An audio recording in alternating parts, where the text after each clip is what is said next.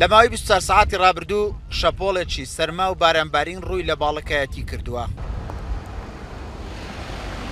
بە جۆرێک پلەکانی گەرما بۆ خوار هەشت پلەی سەدی دابەزیون.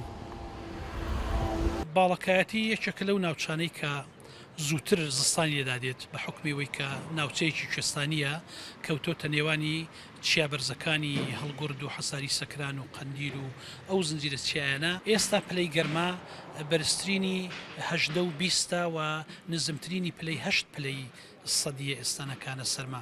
بۆیە لە ڕووی کارەباوە لە ڕووی دابشکردنی نەوتەوە پێویستە حکوومەتی هەرێمی کوردستان زیاتر ئاگاداری ئەو ناوچانەبی کە زووتر زستانیان لێدادێت. هەڵکەوتەی جوگرافیای باڵەکایەتی بە جۆرێکە کە ناوچەیەکی شاخایی و سەختە لەگەڵ دەستپێکردنی وەرزی پاییز هاوشێوەی وەرزستان پلەکانی گەرما دادەبەزن. هەر لە وەرزی پاییزدا وەرزی بارانبارین و بەفربارین دەست پێ دەکات.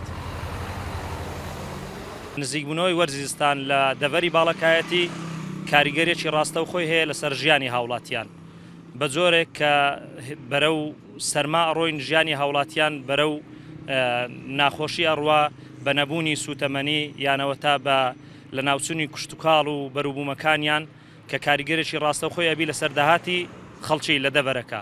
باڵەکایەتی جیاواز لە شوێنەکانی دی لە وەرزی پاییز زیاتر زووتر سەرمادادێ، یعنی لە نیوەی پاییزی ئیسابکە بەرۆزستان ئیسێبا بۆ هۆیشەوە خەڵکی باڵەکایەتی بە تایبەتی ئەوانی کە کشتتوکاڵیان هەیە زەرمەندی یەکەمە من بە حکمیەوەی مەسەرەن ئێستاگە باران بباری لە یەک شەو بیکاتەوە ساماڵ تەماتەکانیان هەموو لە ناوەسیمە.